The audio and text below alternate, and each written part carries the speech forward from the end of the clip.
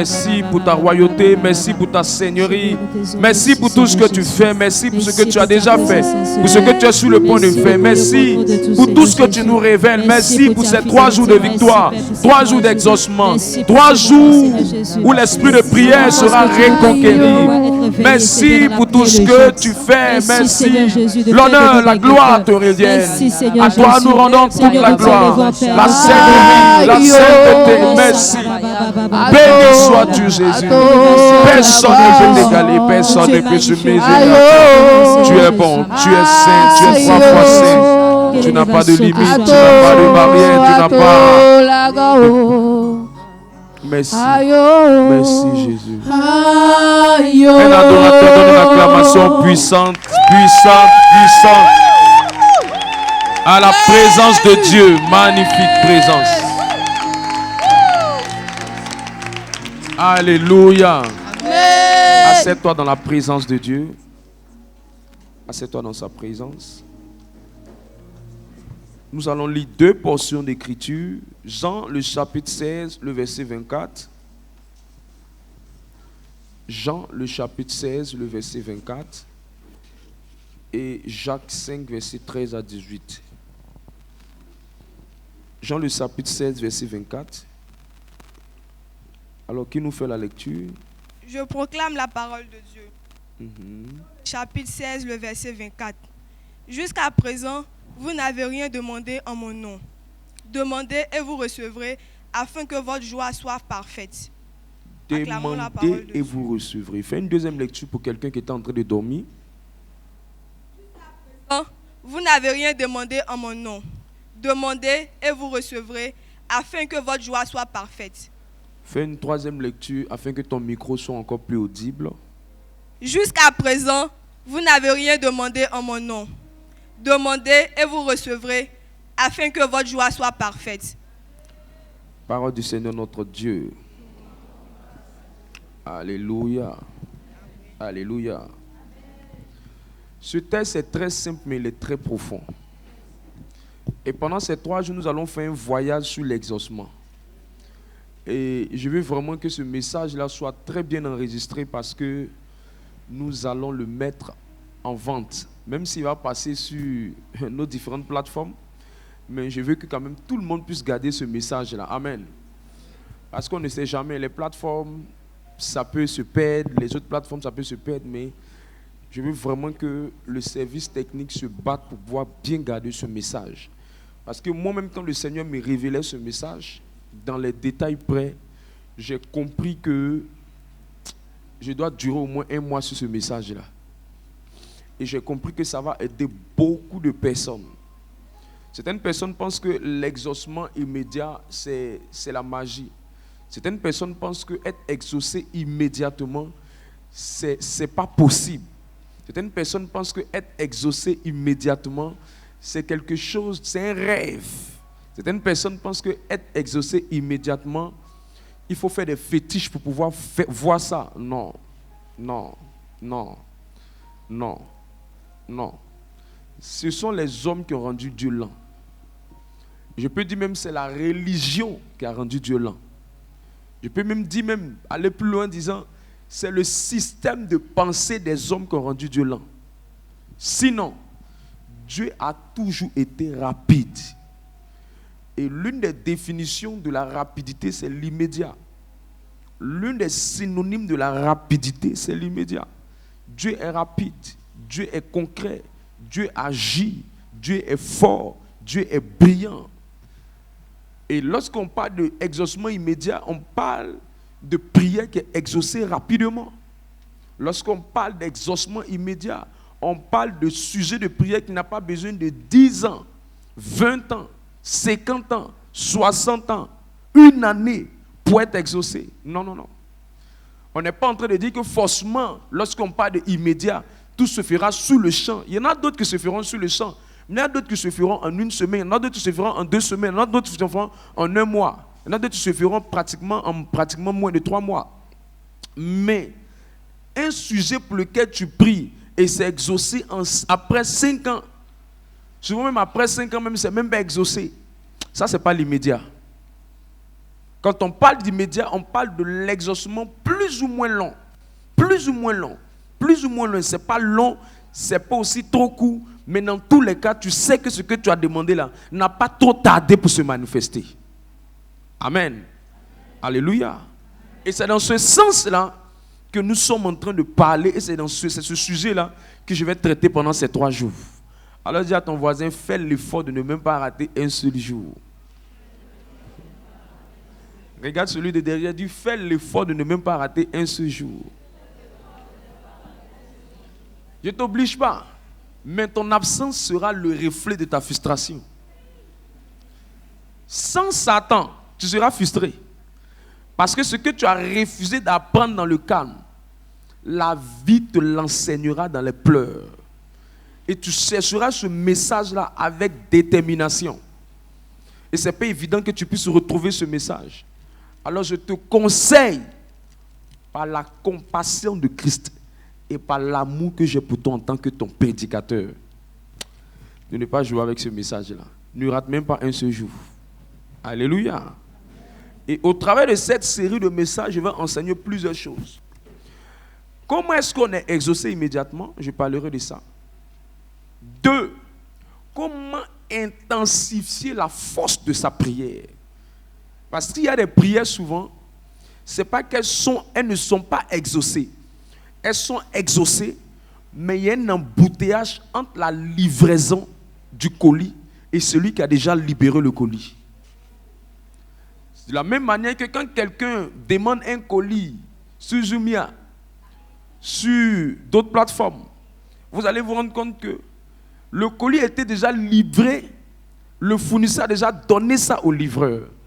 Mais le temps que met le livreur pour venir te donner chez toi à la maison, cette période-là, il peut y avoir des embouteillages, sa moto peut être en panne, l'instrument qu'il utilise peut être en panne, on peut l'agresser en route, il y a beaucoup de choses. Mais ça ne veut pas dire que celui qui lui a donné le colis ne lui a pas donné.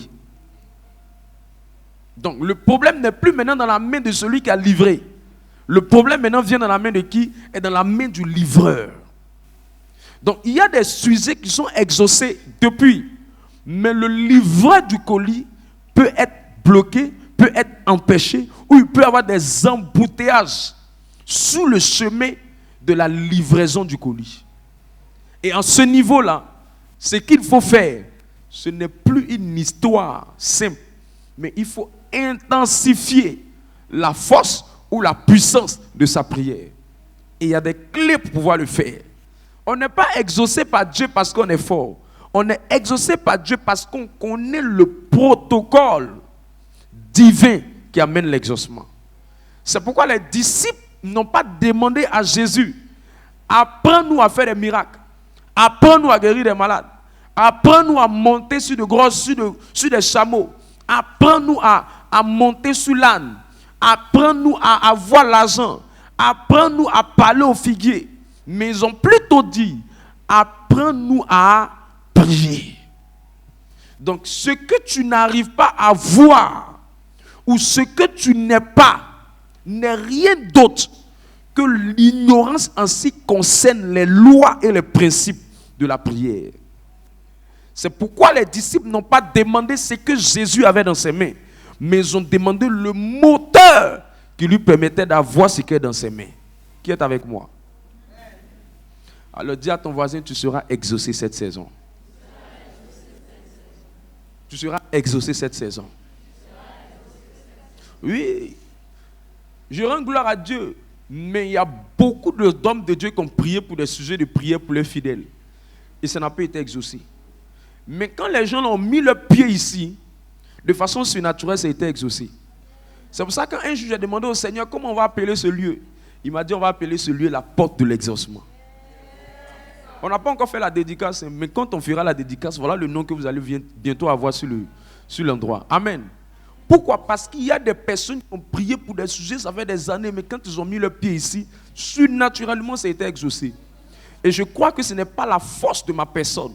Je crois qu'il y a des secrets que j'ai compris, que je veux aussi te partager. Est-ce que tu es disponible pour m'écouter? Est-ce que tu as une soif dans ton cœur?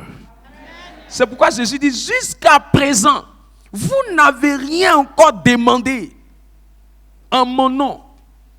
C'est pour leur dire, vous avez prié, mais je n'ai pas considéré ça comme une demande. Vous avez parlé, mais je n'ai pas considéré cela comme une demande. Pourquoi il parle comme ça? Comme si les gens ne priaient pas dans le temps où Jésus était là. Ils priaient. Or, toute prière est appelée une demande. Mais il dit, vous n'avez encore rien demandé en mon nom. Alors que les gens demandaient au temps de Jésus. Mais il s'est rendu compte que leur demande ne comptait pour rien. Parce qu'ils ne demandaient pas à la manière dont Dieu voulait qu'ils demandent. Alléluia. Il dit, demandez et vous recevrez pour que votre joie soit parfaite. Dans ma version, on dit complète. Lui, second dit parfaite. Jérusalem dit complète. Alléluia. Ça veut dire quoi? Ça veut simplement dire quand il y a exaucement, il y a la joie. Quand il y a exaucement, ta vie est heureuse. Donc si vous voyez quelqu'un qui n'est pas heureux dans les choses de Dieu, c'est quelqu'un qui manque d'exaucement. Parce qu'il n'y a pas une vie chrétienne plus joyeuse, heureuse, paisible qu'une vie chrétienne où on est exaucé. Donc quand Dieu veut rendre quelqu'un heureux, joyeux, qu'on appelle la joie divine, Dieu permet à cette personne d'avoir l'exaucement. Alors je prie, je déclare et je prophétise. À toute personne dont la main sera élevée vers le ciel. Mayando Shalaba Ano. Père, dans le nom puissant et merveilleux de Jésus-Christ, je déclare ici que quelqu'un ne sortira pas de ces 3 jours sans toucher à son exaucement. J'ai une bonne nouvelle pour toi. Dieu m'a dit, il y a des gens qui avaient des sujets qu'ils ont déposés au placard. Dieu me dit de te dire qu'on va ressusciter ce sujet-là. Il y a des gens qui ont été tellement découragés qu'ils ont attaché les sujets pour jeter ça à la poubelle. J'envoie un ange aller chercher ce sujet-là pour exaucer ça maintenant. Au nom de Jésus. Deuxième texte, Jacques 5, verset 13 à 18.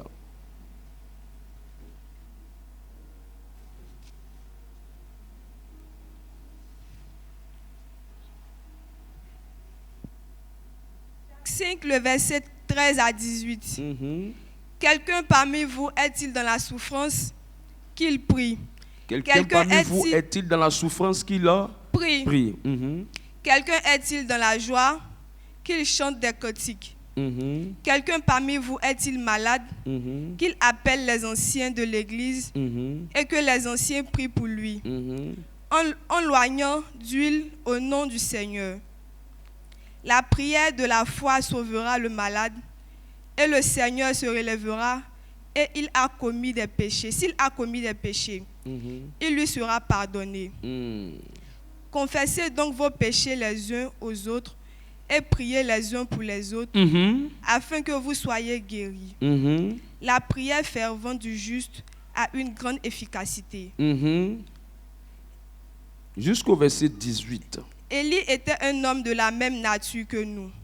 Il pria avec insistance pour qu'il ne plût point et il ne tomba point de pluie sur la terre pendant 3 ans et 6 mois. Puis il pria de nouveau et le ciel donna de la pluie et la terre produisit son fruit. Alléluia. Et en plus du fait que je vais t'enseigner sur le protocole pour bien prier, et je vais t'enseigner sur comment intensifier sa prière, je vais aussi t'apprendre une chose qui est merveilleuse que le Seigneur m'a appris. Je vais aussi t'apprendre comment engager le combat spirituel dans la prière. Les principes qui montrent que tu es en mode combat spirituel dans la prière. Parce qu'il y a des gens qui sont en train de faire un combat spirituel, mais ne savent pas comment savoir qu'ils sont en mode combat spirituel ou comment faire en sorte que leur combat spirituel puisse être victorieuse et gagnante. Alléluia. Et on parlera de ces choses.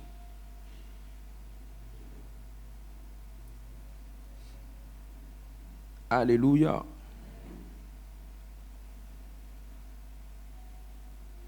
Chaque fois qu'il y a exaucement, c'est qu'il y a prière. Chaque fois qu'il y a exaucement, c'est qu'il y a prière. On ne peut pas parler d'exaucement sans prière. Parce que l'exaucement, c'est juste la réponse de Dieu à une demande qui est expresse. C'est pourquoi Jacques 5, verset 13 dit, quelqu'un parmi vous est-il dans la souffrance qu'il prie? Parce que la présence de la souffrance dans ta vie ne donne pas l'information à Dieu que tu veux un exaucement. Ça veut dire quoi? Ça veut dire que ce n'est pas parce que tu as un problème que Dieu est censé agir. C'est lorsque tu as un problème et que tu ouvres la bouche vers Dieu que Dieu se met en mouvement dans ta vie. Beaucoup de personnes pensent que parce qu'ils ont des problèmes, des difficultés, leurs problèmes et leurs difficultés parlent à Dieu.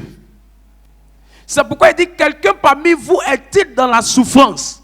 Mais on sait qu'il est dans la souffrance, mais on veut qu'il exprime cette souffrance à Dieu parce que Dieu considère ce qui est exprimé. Parce que ce qui est exprimé est une expression de foi. Donc ce n'est pas parce que tu souffres qu'on lit sur toi que tu souffres, que Dieu va lire sur toi qu'il doit t'exaucer. Des gens ont pensé que leur problème parle. Dis à ton voisin, ton problème ne parle pas, ton problème n'a pas de bouche. Pourquoi je souffre? Pourquoi je souffre? Pourquoi je souffre? Dis voisin, ce n'est pas une prière, c'est une plainte. Pourquoi je souffre? Pourquoi je souffre? Dis voisin, ce n'est pas prière, tu es en train de te plaindre. Il n'a pas dit quelqu'un parmi vous était dans la souffrance, qu'il puisse se plaindre, qu'il puisse se lamenter. Il dit qu'il a pris. C'est pourquoi remarquez bien, ceux qui ont le plus de problèmes, c'est ceux qui prient le moins. Ceux qui ont le plus de problèmes, c'est ceux qui prient le moins. Et ils ont du mal à respecter la prière. Ceux qui ont beaucoup de problèmes, c'est les gens qui méprisent la prière. Je prie que tu ne fasses pas partie de cette catégorie dans le nom de Jésus-Christ. Être exaucé, c'est accueillir favorablement une demande. Être exaucé, c'est être écouté par Dieu et recevoir de sa part. Être exaucé, c'est accueillir favorablement une demande. Donc quand on dit que tu es exaucé, c'est que ta demande a été accueillie favorablement à Dieu. Quand on dit que tu es exaucé, ça veut dire Dieu a écouté ta voix et Dieu a répondu à ta voix. C'est pourquoi les anciens chrétiens, maintenant nous on dit Amen, les anciens chrétiens de la préhistoire, eux, quand quelqu'un leur donne une parole de bénédiction, eux ils disent que Dieu t'entende. Les vieux chrétiens, ce sont les chrétiens très durs dans la tête. Il dit que Dieu t'entende. Je n'ai jamais aimé ça, là, franchement. Comment moi, je peux te dire Dieu te bénit, tu me dis, est-ce que Dieu m'entend? Je t'ai dit que Dieu ne m'entend pas quand il t'a donné cette bénédiction-là.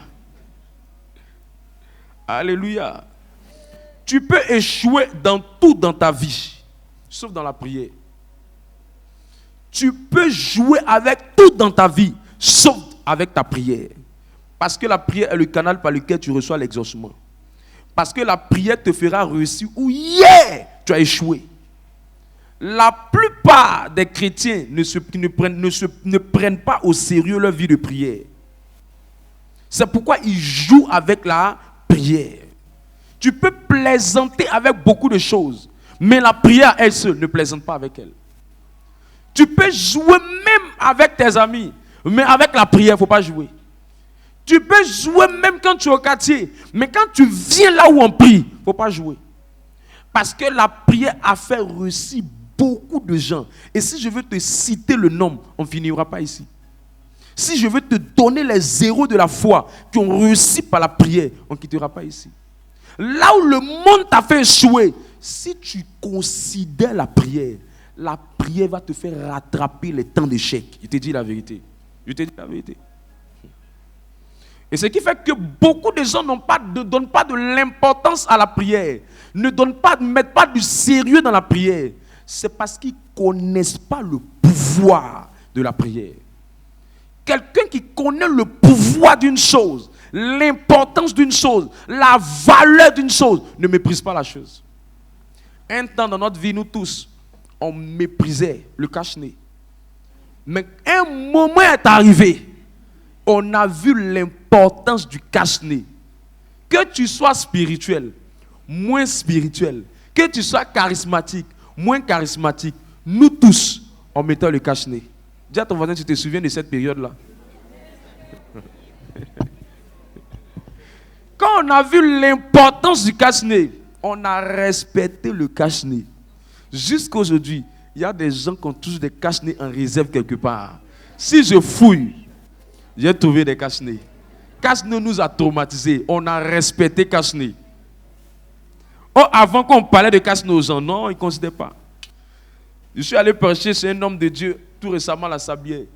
Il avait une grippe là. Je l'ai vu, il a mis son cache-nez. Il dit, ah, maintenant, les gens mettent cache-nez maintenant. Il dit, oui, on nous a dit que c'est pour ne pas contaminer les gens. Il dit, ah bon?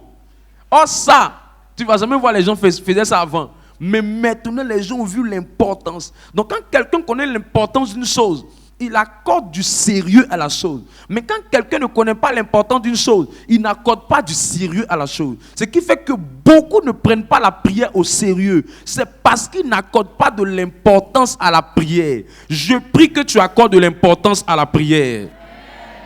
Tu ne peux rien sans la prière. Tu ne peux rien accomplir sans la prière. Tu ne peux rien devenir sans la prière. Tu ne peux rien recevoir de Dieu sans la prière. Tout ce qui se fait sur cette terre fonctionne par la prière. Écoute, le diable n'a pas de problème avec ton mariage. Le diable n'a pas de problème avec ton argent. Le diable n'a pas de problème avec tes biens. L'une des choses quand le diable veut attaquer un homme, l'une des choses, la première chose qu'il attaque, c'est la vie de prière de la personne. Le jour où le diable réussit à attaquer ta vie de prière, tout son projet contre ta vie peut avancer. C'est pourquoi il ne commence pas par t'empêcher d'avoir les choses. Il commence par t'empêcher d'avoir une vie de prière. Parce qu'il sait que voler la vie de prière de quelqu'un, c'est le déconnecter d'avec Dieu. Or, s'il est déconnecté de sa source, ses ressources ne viendront plus. Donc, au lieu d'attaquer ses ressources, il faut attaquer sa source. Et le diable qui connaît la valeur de la prière, le diable ne fait qu'attaquer la vie de prière de plusieurs personnes. Et quelques mois après, on se rend compte que le projet du diable dans la vie de cette personne a accompli. Alors que ce n'est pas le projet du diable qui a accompli. Ce n'est pas que le diable a réussi parce qu'il est fort. C'est que le diable a réussi à tuer ta vie de prière. Et par la suite, son projet contre ta vie a accompli. Je prie que la vie de prière de quelqu'un ne soit pas déconnectée de Dieu. Il y a 3 catégories de personnes qui ne prennent pas la vie de prière au sérieux. Et c'est à ces 3 catégories de personnes que je crois que je suis en train de prêcher. Et je crois que c'est à eux que je vais prêcher. La première catégorie, ce sont ceux-là qui ne considèrent pas, qui lorsqu'il s'agit de la prière, ils ne mettent pas le cœur dans la prière. Pourquoi? Parce qu'ils se disent, je suis chrétien, donc on dit de prier, non, je vais prier. Je suis chrétien, on dit de prier, je vais prier. Je vais prier. On dit de prier, je vais prier. On dit on prie, prions. On dit de prier, on s'élève. On dit on s'élève, on prie. On dit on s'assoit, on s'assoit. Mais le cœur n'est pas dedans. Tu sais, le vocabulaire qui permet à la prière d'être considérée, c'est d'abord le cœur. Si ton cœur n'est pas dedans, tout ce que tu fais là, c'est du bruit. C'est pour ça qu'on a beaucoup de chrétiens bruits, remplis de bruit, que de chrétiens qui sont exaucés. C'est pour ça que les vieux chrétiens qui ne sont pas exaucés sont des gens qui combattent le plus la prière. Ésaïe 29, verset 13. Qu'est-ce qu'il dit à ce sujet? Il parle de cela. Et pour la prière, c'est la routine. Hein? On prie, on doit prier, prions. On dit de prier, non? Prions. Matin, prions. Couchons-nous, prions. On dit quoi? Prions. Ça veut dire que quand ils sont dans un groupe, on dit on va faire l'intercession de leur fraternité. Tu vois la personne, elle est assise, elle prie, elle dit ses reins lui font mal. Elle est assise, elle prie. À un moment donné, elle dort. Après ça, même le temps est fini. Elle a fini même, l'intercession est finie même. Et puis la personne se lève. Le lendemain encore, si elle a prié, elle vient s'asseoir. On est venu à la prière, non? On est là. Après, bon, c'est pas prier, vous voulez? On est venu, on va prier. Mais son cœur même n'est pas dedans. Mais une telle personne, quand la prière finit, et puis elle sort, Tu la vois en train de causer avec les gens. Tu te demandes, attends, c'est pas celle quand on était dans la prière, elle était fatiguée, elle se sentait bizarre là. Ma copine, on dit quoi? Ça va bien? Ah, 2 jours là, je t'ai pas vu. Tu dis, attends, c'est pas celle quand on était à la prière, elle parlait pas. Hein? Mais quand elle est sortie, elle a commencé à parler. C'est parce que la personne ne considère pas la prière. Mais quand quelqu'un considère la prière, l'énergie qu'il a, son apaisement qu'il a dans le monde là, quand il est dans la prière, il met tout dedans. Son affaire d'être bruyant dehors, quand il est dans la prière, il est bruyant dans la prière. Mais quand quelqu'un ne considère pas ça, dès que la prière finit, sommeil disparaît. Tu mets prière, il est fatigué. Tu mets Novelas, elle est enthousiasmée. Ses yeux s'ouvrent comme ça. On dit on va prier. Sommeil vient, sommeil. Écoute, c'est un démon quand tu es fatigué. Laisse-le te manipuler. Allons-y. Ésaïe 29, 13. Ésaïe 29, le verset 13. Le Seigneur dit, quand ce peuple s'approche de moi, il m'honore de la bouche et des lèvres. Mais son cœur est éloigné de moi. Son cœur est éloigné de moi. Arrête-toi là, c'est bon. Son cœur est éloigné de moi. Elle est là, mais son cœur n'est pas là. Il faut dire à ton voisin, pardon, il faut être là ton cœur. Il faut lui dire, l'homme de Dieu dit, il faut être là ton cœur. Écoute, tu peux partir à l'église pendant 100 ans. Ta vie va jamais découler. Pas parce que Dieu a changé, parce que ton cœur est rouillé. Tu es là, mais tu n'es pas là. Tu es là, mais ton cœur n'est pas dedans. Pardon. Si ton cœur n'est pas dedans, faut l'amener, il faut qu'il vienne ici, pardon. Il faut qu'il vienne ici. Sinon tu appelles le temps. Ce sont ceux-là après qui sont frustrés là. Dieu même n'a rien fait pour nous. Dieu même n'a rien fait pour nous. Dieu. Ton cœur fatigué là. Deuxième groupe de personnes, ce sont ceux qui considèrent la prière comme une âme d'urgence. Usance. C'est quand c'est chaud qu'ils prient beaucoup. Quand il y a bang, quand c'est compliqué, quand c'est difficile, quand le ciel se ferme sur les têtes, quand les choses commencent à devenir compliquées, quand ça chauffe, on va l'emmener en prison. Ça chauffe, il y a fait de commissariat dedans. Ça chauffe, il y a fait de mort dedans. Ça chauffe, son enfant est malade. Ça chauffe, on veut le chasser de son travail. Ça chauffe, il n'arrive pas à payer sa facture. Ça chauffe, tout est compliqué dans sa vie. Tu le vois, il est zélé. Même venir à la prière, il ne manque pas. Il ne manque pas. Il est toujours là. Il ne rate pas un jour. Il ne manque pas un autre jour. C'est pour ça qu'il y a des gens qui disent que les gens, c'est quand ils ont des problèmes qu'ils aiment beaucoup prier. Moi, je crois que c'est ceux qui ne considèrent pas la prière qui pensent que c'est une âme d'urgence. Le Dieu que tu n'as jamais considéré quand tout va bien, le Dieu, tu l'appelles comme un sapeur-pompier, il prend son temps.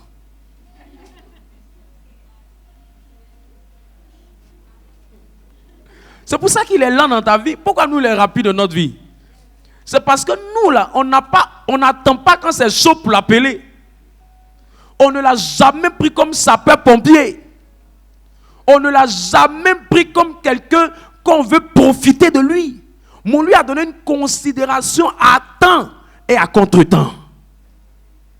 Je vois Dieu donner à quelqu'un de ne plus le voir comme une âme d'urgence.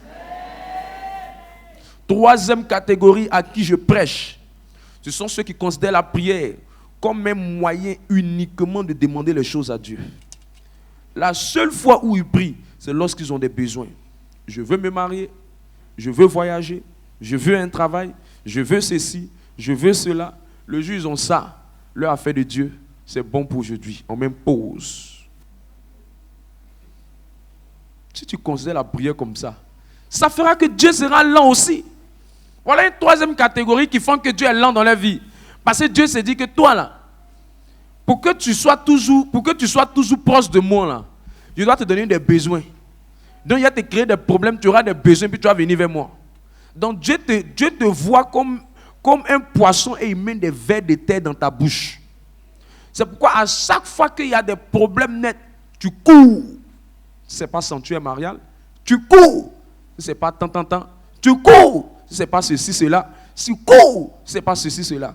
Pourquoi tu es comme ça? Et ceux-là, la plupart de ces trois catégories-là, Dieu est très lent dans leur vie. Parce qu'à la base même, là, ils ne considèrent pas la prière.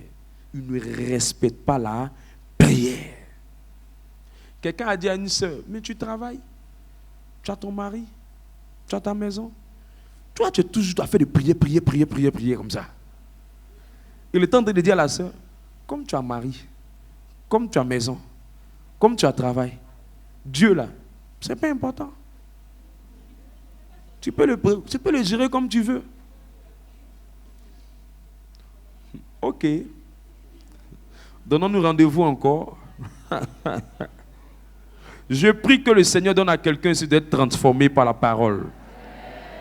Je prie que le Seigneur te donne d'être transformé par la parole de Dieu. Tu sais, la prière n'a pas seulement ce rôle.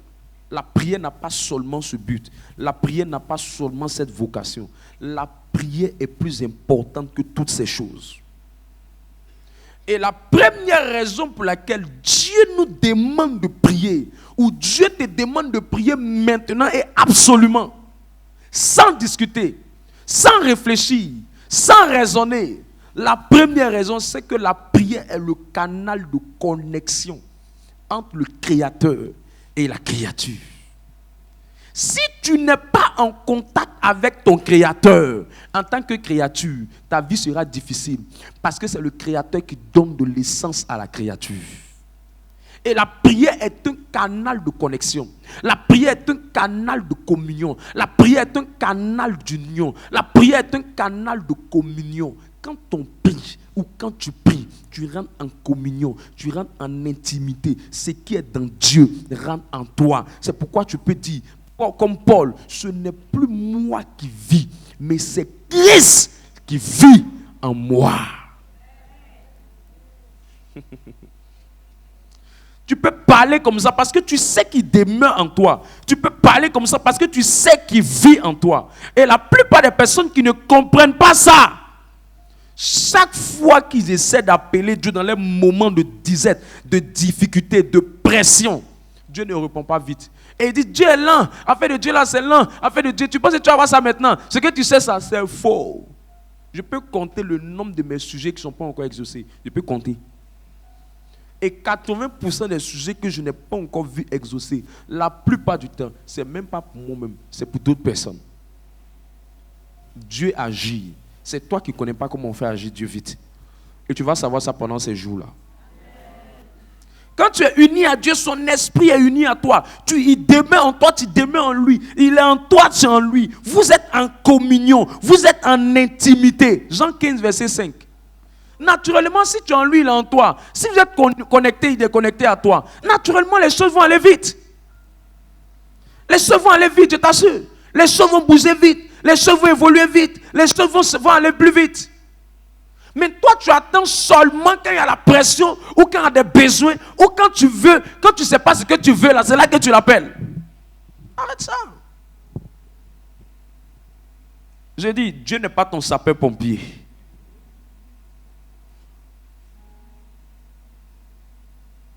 Jean 15, 5 à 7. Lis le texte. Jean 15, le verset 5 à 7. Je suis le cep, vous êtes les sarments. Celui qui demeure en moi et en qui je demeure porte beaucoup de fruits. Quand Dieu est uni en toi, là, tout ce que tu fais va marcher. Il dit ça porte beaucoup de fruits. Fruits. Donc les fruits ne sont pas le problème. C'est l'union entre la créature et le créateur qui favorise les fruits. Donc ne dis pas à Dieu, donne-moi. Cherche à être en communion avec lui. Ce qu'il porte viendra sur toi. C'est pourquoi à la transfiguration, Jésus n'a pas demandé à Dieu de faire descendre sa lumière sur lui. Mais il est resté uni à Dieu dans la prière. Et ce que Dieu transportait, qui était la lumière, est venu sur lui. Pas parce qu'il est le Fils de Dieu, mais parce qu'il avait duré dans la présence de Dieu. Vas-y. Car en moi, vous ne pouvez rien faire. Sans moi. Car sans moi, vous ne pouvez rien faire. Si quelqu'un ne demeure pas en moi. Si quelqu'un ne demeure pas en moi. Il est jeté dehors. Il est jeté, mais quelqu'un qui est dehors là, quand il va appeler Dieu, Dieu va mettre du temps. Parce que le temps, il va venir s'unir. Le temps, il va lui répondre. C'est beaucoup de temps. Alors dis à ton voisin, tu comprends pourquoi depuis là, tu pries pour des choses, ça met du temps là.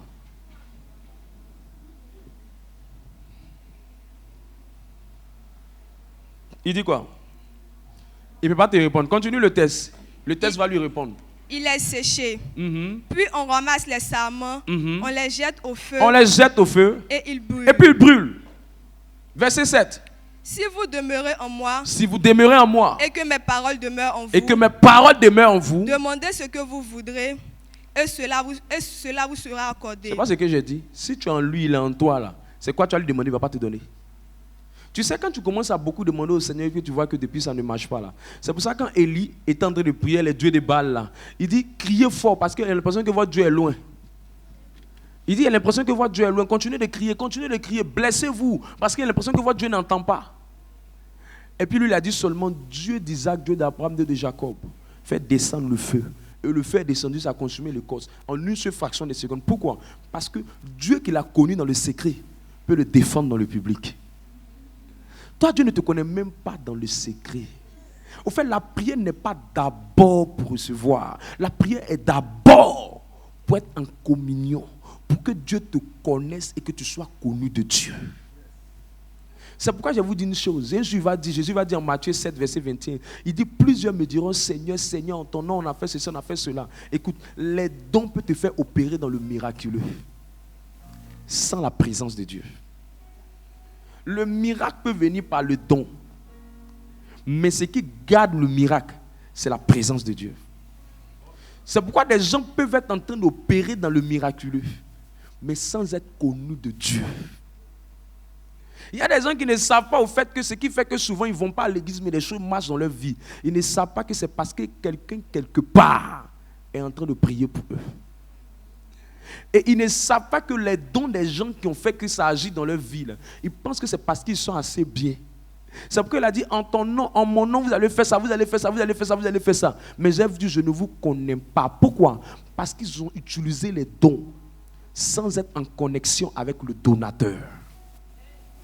Vous pouvez être en train d'utiliser des dons sans être en union avec le donateur. Beaucoup de gens veulent la bénédiction, mais ne veulent pas être en union avec le bénisseur. Si tu as la bénédiction pour un temps et que cette bénédiction disparaît après, c'est parce que tu as juste eu ça par magie ou bien par hasard ou bien par grâce. Mais lorsque celui qui bénit, celui qui est l'auteur de toute grâce est en toi et uni en toi, mes amis, il y a des choses que tu ne demandes même pas et puis mets ça à ta disposition. Ah, si je parle à l'esprit de quelqu'un, il me dit un bon amen. Communion, communion, communion. Dieu m'a dit un jour, il m'a dit, mon fils, il y a des moments où je te veux en train de parler avec moi, dans l'intimité. Dis-moi que je veux te connaître. Dis-moi que je veux te connaître. Il y a des moments où ma prière a commencé à changer un moment. C'est seulement, Seigneur, je veux te connaître. Révèle-toi à moi. Montre-moi ta facette. Montre-moi qui tu es. Je veux te connaître. Montre-moi ce que je ne connais pas de toi. Je passe des heures en train de chercher juste l'intimité avec Dieu. L'intimité avec Dieu. C'est ce qu'on appelle la consécration. La capacité à transporter Dieu. C'est ce qui peut faire que je peux me lever puis j'ai dit, sans dire au nom de Jésus, je peux dire, je déclare ça. Et ça va s'accomplir. Pas parce que je ne dois pas dire forcément au nom de Jésus. Mais celui qui est le Christ est en moi. Donc je peux parler comme si j'étais moi-même Dieu. Parce que je suis arrivé dans une communion avec lui. Ça c'est un autre message. Tu ne vas pas comprendre ça maintenant. Avec le temps. Est-ce que je parle à l'esprit de quelqu'un? Lorsque vous êtes unis à Dieu, vous êtes consacrés à Dieu, la prière devient un moyen de purification. Purification. Chaque fois que vous commencez à devenir un homme qui prie, la prière commence à vous purifier. Chaque fois que vous êtes unis à Dieu, il vous purifie. Il enlève ce qui en vous n'est pas de lui. Et il vous donne une bonne nature. Il vous donne un bon caractère. C'est pour ça que la plupart des gens qui prient beaucoup, leur caractère change. La plupart des gens qui prient mal, leur caractère ne change pas. Parce qu'ils font du bruit, mais ne rencontrent pas Dieu. Quand vous rencontrez Dieu, vous allez voir vos défauts. Vous allez voir vos faiblesses. Vous allez voir vos défauts, vous allez voir vos faiblesses. Et je priais fortement pour un sujet, fortement pour le sujet. J'ai dit, Seigneur, donne-moi ça, donne-moi ça. Et Dieu est venu silencieusement dans la prière. Il m'a dit, mon fils, ce que tu es en train de demander là, tu es en train de demander ça parce que tu veux que le monde dise que tu es important. Clair. Il dit, c'est parce que tu veux la gloire des hommes que tu me demandes ça. Tu veux la gloire des hommes que tu me demandes ça. Et c'est là qu'il m'a dit, je ne vais jamais oublier ce texte. Il dit, celui qui est ami du monde est ennemi de Dieu. Jacques 4,4. Il dit, tout ce que tu veux pour que le monde t'acclame, je ne peux pas te donner ça. Et ma prière n'était plus maintenant, Seigneur, donne-moi ça. Ma prière maintenant était comment, Seigneur? Enlève le monde en moi. Enlève le monde en moi. Enlève le monde en moi. Quand le monde a commencé à quitter en moi, excusez-moi, quand le monde a commencé à quitter en moi, la chose que je cherchais a commencé à venir vers moi. Et c'est venu dans ma vie naturellement. Je priais pour un marché très important. C'était pratiquement près de millions même. Et la commission que on devait avoir comme commission, là, c'était pratiquement près des centaines de millions. Et je demandais ça à Dieu. Dieu ne m'a même pas donné. Il m'a même mis dessus. Pour me dire, l'amour du monde qui est dans ton cœur, là, enlève ça d'abord. Enlève ça d'abord. Ah là là. Écoute, voilà ce que Dieu m'a dit. Vous ne pouvez pas avoir une vie de prière et être à l'aise dans le péché. Vous ne pouvez pas aussi vivre dans le péché et être à l'aise dans la prière. Je ne sais pas. C'est pour ça que quand tu vois quelqu'un qui dit, moi je suis chrétien, je prie. Et puis tu le vois, il s'est même beaucoup en colère, il est nerveux, même quand le travail il est agressif. Il prie, mais n'a pas eu cette rencontre avec Dieu. Je ne suis pas en train de parler à Dieu. Je suis en train de parler de rencontrer Dieu. Demande à ton voisin, as-tu déjà rencontré le Seigneur dans ta prière? C'est trop doux. C'est trop doux. Je prie que tu goûtes ça dans le nom de Jésus-Christ. La deuxième raison pour laquelle Dieu exige que tu pries maintenant. Tu pries maintenant. Il exige que tu pries maintenant. Parce que sans la prière, Dieu n'agira pas. Les gens disent, mais Dieu ne voit pas tout ce qu'il y a dans le monde. Les gens meurent, les gens souffrent, les gens pleurent, les gens se tuent. Dieu, tu ne vois pas les gens mourir. Tu ne vois pas les gens sont en train de souffrir. Tu ne vois pas cette sœur trouve pas de travail. Tu ne vois pas ce frère, il ne se marie pas. Tu ne vois pas celui-là, ses affaires sont bloquées. Écoute, sans la prière, il va rester dans ça là jusqu'à il va mourir. Je vous dis la vérité. Au temps de me laver, puis je sortais. Puis Dieu m'a dit, tu vois, il y a des personnes, elles vont quitter la terre sans rien devenir. Clair. Il y a des fois quand je parle avec le Saint-Esprit, là, les paroles qu'il me dit sont tellement fortes. Ça change ma configuration des choses spirituelles. Il dit, elles ne vont rien devenir. Et je dis pourquoi? Il dit parce qu'il n'y a personne pour s'engager dans un hôtel de prière pour eux. Et comme ils ne savent pas que j'agis par la prière, ils sont constamment en train de pleurer. Mon frère, ce n'est pas pleurer qui est la solution. La solution, c'est prier. Psaume 115, verset 16. Quelqu'un va comprendre ça très bien. Psaume 115, verset 16. Psaume 115, Psaume le chapitre 115, le verset 16. Psaume 115, le verset 16. Les cieux sont les cieux de l'Éternel. Les cieux sont les cieux de l'Éternel. Mais il a donné la terre au Fils de l'homme. On n'a pas dit il va donner, il a donné. Il a donné. Tu ne peux pas être à une vie de victoire, puis on t'enseigne profondément comme ça. Et puis quelqu'un va prendre un micro, va venir dire des choses, n'importe quoi, et puis tu vas être emballé par ça, quoi. Je ne sais pas comment les gens qui sont ici, là, font pour être influencés par ce message qu'ils écoutent, quoi. Je ne sais pas. Les gens qui... Je ne sais pas comment ils font. Le jour de ton jour viendra. Un jour, ta vie va changer. Arrête ça. S'il n'y a personne pour prier pour toi, ta vie ne va pas changer. C'est moi qui te dis. Je te dis ça avec un grand I. Impossible.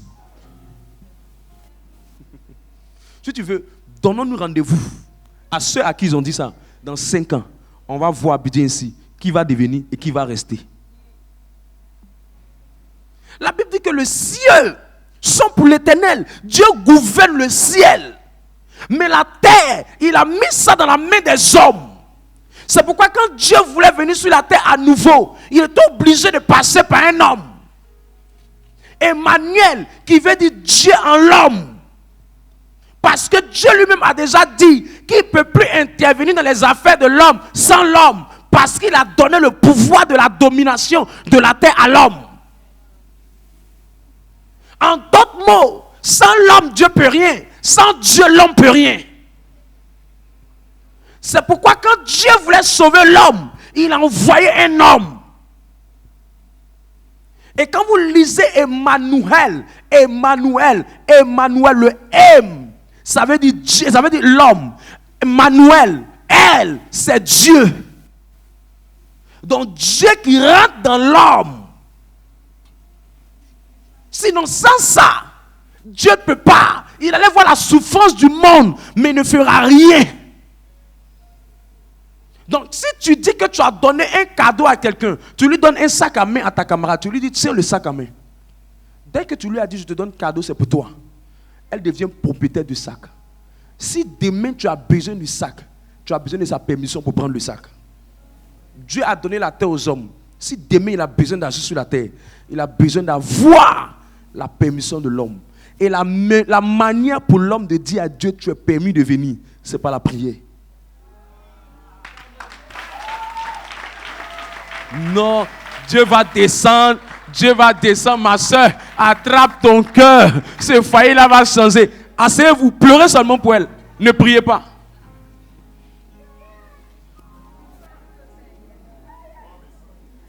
C'est pourquoi j'ai l'habitude de dire, s'il y a un homme pour prier, il y a un Dieu pour exaucer. Ah, c'est une voix, le Saint-Esprit m'a dit c'est un jour. S'il n'y a pas d'homme pour prier, il n'y a personne pour agir. Dieu ne peut rien faire. La prière est le canal qui donne l'autorisation à Dieu pour intervenir sur la terre et dans les circonstances de la vie. Troisième raison pour laquelle Dieu veut que tu pries. Dieu veut que tu pries parce que la prière te permet de réussir ta destinée. La prière te permet de réussir ta destinée. Josué 1, verset 8.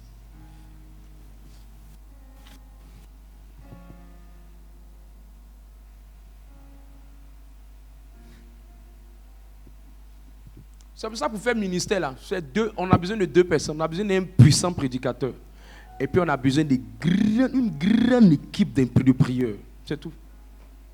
C'est ça qui fait ministère. Le reste, ça on peut accompagner. Mais les deux éléments là, tu ne peux pas. Même pour que les âmes viennent, il faut la prière. Allons-y.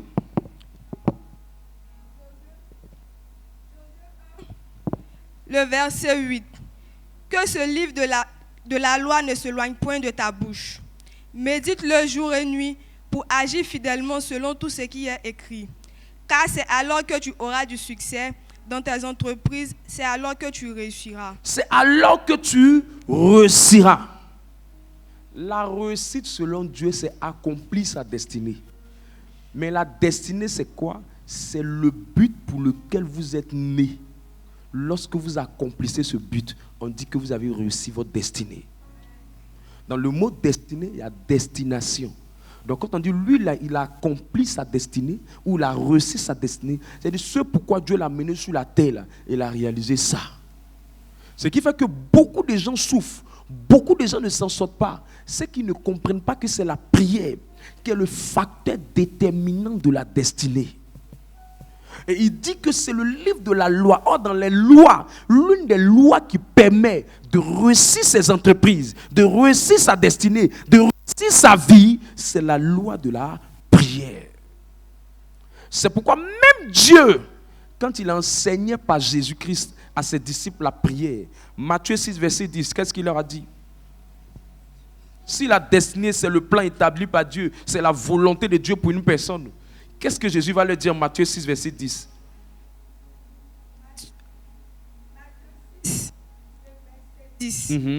Que ton règne vienne. Que ton règne vienne. Que ta volonté soit faite sur la terre. Que ta volonté soit faite sur la terre. Comme au ciel. Comme au ciel. Dieu règne au ciel. Mais pour que sa volonté soit faite maintenant sur la terre, là, c'est ça, maintenant on a besoin de ça. Mais pour que sa volonté soit faite sur la terre, il faut que son règne vienne. Mais le règne de Dieu va venir comment? Le règne de Dieu va venir lorsqu'il y aura des personnes qui vont pousser son règne par la prière. Le mot règne veut dire royaume. Et quand le royaume de Dieu est poussé dans la prière, la volonté de Dieu est faite. Et quand la volonté de Dieu est faite, la destinée des gens s'accomplit. Il y a des gens ici, vous devez voyager. Si je commence à prophétiser, vous allez voir que vous êtes fait pour quitter le pays. Mais vous pouvez terminer votre vie sans que vous quittez le pays. Le problème, c'est plus Dieu. Le problème, c'est que la volonté qui a été écrite dans le ciel depuis le sein de votre mère doit être manifestée sur la terre. Et pour ça, il faut que le règne de Dieu vienne. Et pour que le règne de Dieu vienne, il faut la prière. Alors prie. Prie. Prie. Arrête de dormir. Arrête de dormir. De passer ton temps à parler, à te plaindre, à murmurer. Il est temps que tu te lèves en cette saison pour prier. Tu vas voir que tout ce que tu as comme, tout ce qui est comme plan de Dieu arrêté pour ta vie va s'accomplir naturellement. Va s'accomplir naturellement. Je vois le plan de Dieu pour la vie de quelqu'un s'accomplir. Tu ne mourras pas avant ton temps. Tout échec qui n'était pas de Dieu dans ta vie est déraciné dans le nom de Jésus-Christ.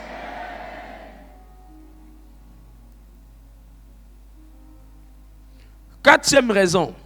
Il y a jusqu'à 12 ans. Je vais m'arrêter à la quatrième, puis j'ai donné 2 secrets sur la prière. Quatrième raison pour laquelle tu dois absolument prier. Absolument prier. Afin que rien ne te surprenne. Dis à ton voisin, afin que rien ne te surprenne. Luc 22, 39 à 40. Sinon, les choses vont te surprendre. Quand tu pries, ce que tu vois, ce que tu ne vois pas, ce qui est programmé, ce qui n'est pas programmé, c'est annulé. Tu seras surpris. Pierre ne voulait pas prier. Plus tard, le Pierre qui n'a pas voulu prier s'est mis à pleurer. Jésus a dit priez. Ils étaient en train de dormir.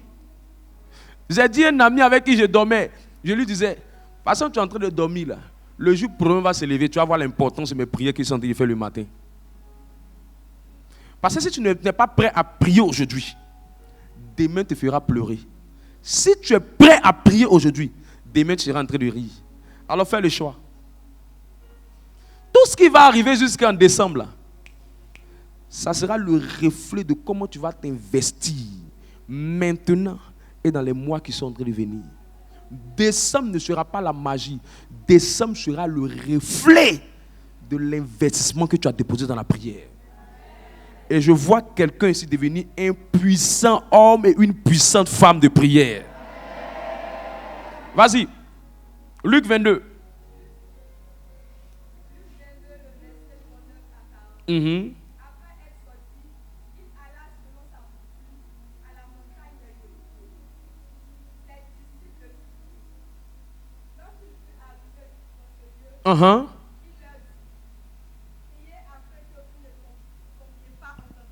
Afin que vous ne tombiez pas en tentation, on n'a pas le temps de lire tout. Le même gars, il leur a dit, on n'a qu'à prier mes amis, ça a chauffé. On n'a qu'à prier, ça a chauffé. Prions, parce qu'il y a quelque chose qui arrive. Prions. Ils n'ont pas compris. Quand tu lis la suite du texte, ils ont dormi, Pierre avec ses mollets, on dit qu'il est velu. Donc je suppose, il est velu. Donc, ses mollets, il est velu. Et on dit il est costaud parce qu'il péchait. Pierre a dormi, il a ronflé.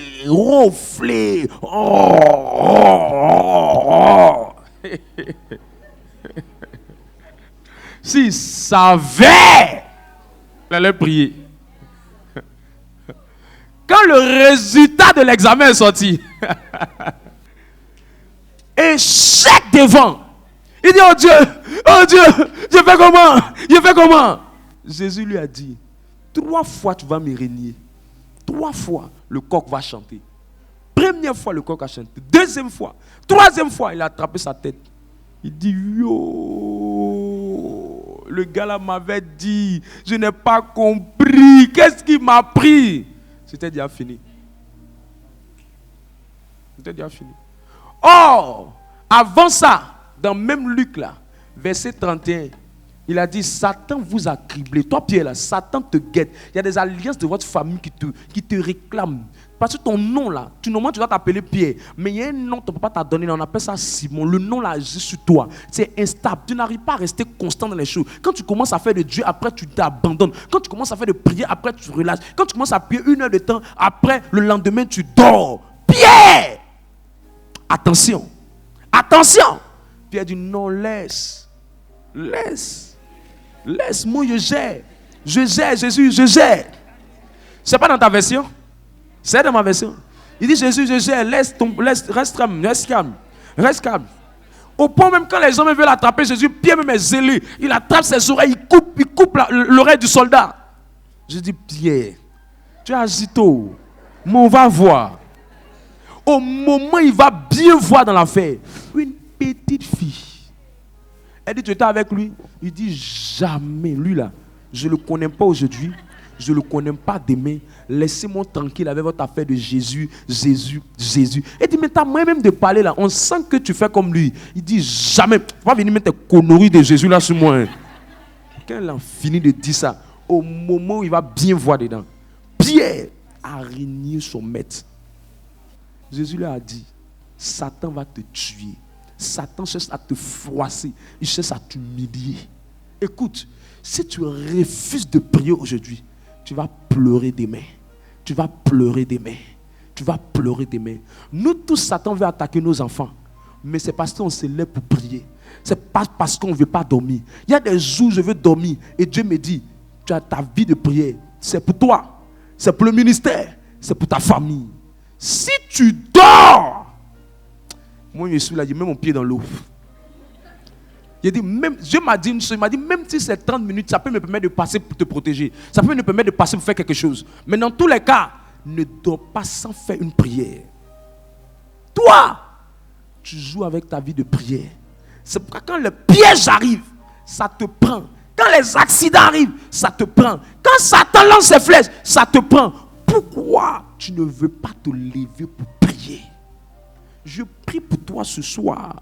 Oh, Mayando, Charada, Bayando, Lokara. Je ne sais pas qu'est-ce qui est programmé contre le foyer de quelqu'un. Je ne sais pas qu'est-ce qui est programmé contre les affaires de quelqu'un. Je ne sais pas qu'est-ce qui est programmé contre la vie de quelqu'un. Mais je prie maintenant, oh Dieu, que tout plan et toute séduction et tout piège de Satan soit paralysé par le feu de la prière dans la vie de quelqu'un. Soit paralysé par le feu de la vie de prière de quelqu'un. Je vois l'exaucement venir de ton côté. Au nom de Jésus. Alors je donne deux fondations importantes qui permettent à la prière d'être efficace. Tout type de prière d'être efficace. La Bible dit dans le Psaume 11, verset 3, quand les fondements sont renversés, que peut faire le juste? Tout commence par une fondation. Un bâtiment sans fondation ne pourra pas tenir dans le temps. C'est pour ça que vous allez voir quelqu'un qui a mal fait ce 1, il aura du mal à s'en sortir au CM2. Quelqu'un qui a raté le préscolaire, il aura du mal à s'en sortir dans le scolaire. Quelqu'un qui a raté le scolaire, il aura du mal à se sortir dans le secondaire. Quand la base est ratée, ça te rattrape plus tard. Quand la base est faussée, ça te poursuit devant. Donc on ne saute pas les étapes n'importe comment. Il y a des étapes à ne pas sauter. Et il y a des fondations qui permettent à la vie de prière de quelqu'un d'être puissante et de l'amener l'exaucement. L'une des premières fondations avec le temps, tu n'as pas besoin d'être un expert prieur pour maîtriser cette fondation. Tu n'as pas besoin d'être un plus grand prieur pour maîtriser cette fondation. L'une des grandes choses qui fatiguent les gens, c'est la concentration. Matthieu 6. Dis à ton voisin la concentration. Il y a des gens, on dit prions. Limayandolo charadababa. Foutou. Placali. Nous tous on est là, on dit c'est les prios. Prio. Et la fille là, arrête, ça va pas c'est rigra qui est dans sa tête. Rigra. Toi tu es là, tu te dis. C'est pour ça qu'il y a plein de chrétiens qui sont là, puis ils sont frustrés. On dit mais la fille est prie à la communauté ici. Toi tu ne vois pas dans sa tête. Faut bien regarder ce qu'elle voit. foutu, placali, porte-clés. La porte n'est pas bien fermée. Est-ce que les enfants en sont bien mangés? Qu'est-ce qui se passe à la maison? Est-ce que ma voiture est bien garée? Tout ça, ça circule dans ta tête. Et chaque fois que ça vient dans ta tête, ça amène la distraction. Beaucoup de gens prient, mais ce qui les fatigue, c'est la concentration. D'autres même, ils sont là. Et s'il a bien fermé la porte de la cuisine là même? D'autres même, ils sont là. Attends. Attends, je vais me retourner. Je vais passer par où quand il est rentré là? Pourquoi chaque fois que tu pries, quelque chose fait battre ton esprit? C'est parce que le diable sait que ce qui fait que tu es exaucé, ce n'est pas d'abord ce que tu dis, c'est ce que tu penses en disant. Sinon, tout le monde parle. Tout le monde parle. Il y a des hommes même, je mets le feu. Mais est-ce que c'est le feu qui est dans ta tête? Jésus, El Shaddai, restaure ma vie. Mais est-ce que dans ta tête là, ce que tu dis dans ta bouche, ta tête croit en ça, voit ça? Ce qui est dans ta tête, c'est la distraction. Tu es ici, tu es là, tu es derrière. Ton esprit est évasif. Tu ne peux pas t'exaucer, je te dis. Tu vas prier sur 100 prières. Ça viendra de temps en temps s'il y a une onction forte pour te soutenir. Mais s'il n'y a pas une onction forte, frère, je te dis. Tu vas dire, j'ai l'impression que quand je parle à Dieu, c'est maintenant mes problèmes augmentent. Matthieu 6. Matthieu 6, le verset 6. Mais quand tu pries, entre dans ta chambre. Ferme ta porte. Et prie ton Père qui est dans les lieux secrets. Ton Père qui est là. Est-ce que Jésus a prié dans la chambre? Jésus lui-même, il n'y avait même pas de chambre. Au temps où lui priait, il était toujours soit dans le désert, soit dans la forêt, soit dans un endroit bizarre, ou soit dans une brousse, ou soit dans un jardin. Mais pourquoi est-ce que Jésus lui vient nous parler et puis il nous parle d'affaires de chambre? Il n'était pas en train de parler d'une chambre physique. Il parlait d'une chambre spirituelle. Et la chambre spirituelle dont il parlait, c'est la chambre de ton cœur, de tes pensées. Sinon, lui-même n'a pas prié dans la chambre. Il ne prend pas ça comme un exemple pour dire que lui ne priait pas. Mais il prend ça comme un exemple pour nous parler de l'être humain et de sa rencontre avec Dieu. Prier, ce n'est pas d'abord parler à Dieu. Prier, c'est que ton esprit rencontre l'Esprit de Dieu.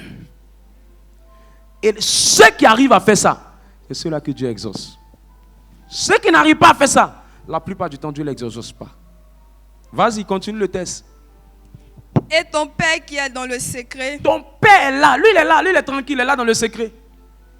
Te le rendra. Te le rendra. C'est quoi Dieu appelle le secret? C'est le lieu où vous êtes concentré. C'est la dimension où tu es concentré. C'est l'environnement où tu es concentré. Tu n'es pas distrait. Ton esprit est sur la prière et rien que dans la prière. Concentré. C'est la voie royale de l'exaucement. Prier pendant des années ne change pas ta vie.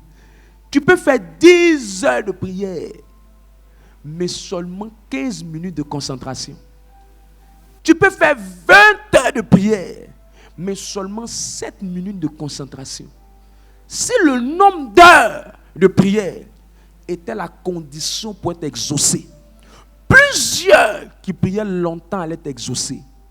Mais avant de durer, il faut connaître la fondation de la concentration. Si un élément qu'on doit apprendre à quelqu'un comme le CP1 de la prière, on doit l'apprendre comment être concentré, compris. S'il a réussi cette phase, il n'y a aucun de ces sujets qui ne sera pas transformé en exaucement. Et Dieu m'envoie ce soir te dire qui veut désormais que tu sois la personne la plus concentrée de cette salle. Il veut que tu sois la personne la plus concentrée de cette salle. Comment tu le fais? Rendez-vous demain.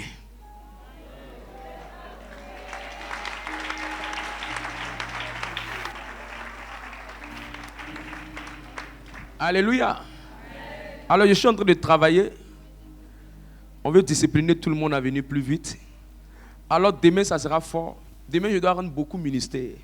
Et je suis en train de garder mon énergie aussi pour les différents partenaires qui vont devenir des rois dans quelques jours, le samedi. Amen. Donc on va aller doucement. Parce que je t'ai dit que c'est une série de messages. Si j'ai bien expliqué, que tu as bien compris. Parce que souvent tu veux tout dire vite, vite. Mais souvent, il y a un niveau de concentration et puis un niveau de distraction. Même quand tu es assis, tu es en train d'écouter le message, il y a une certaine heure là, tu es concentré, une certaine heure, tu n'es plus concentré. Alors tout ça, on doit travailler dessus pendant qu'on s'améliore dans notre prédication. Alléluia.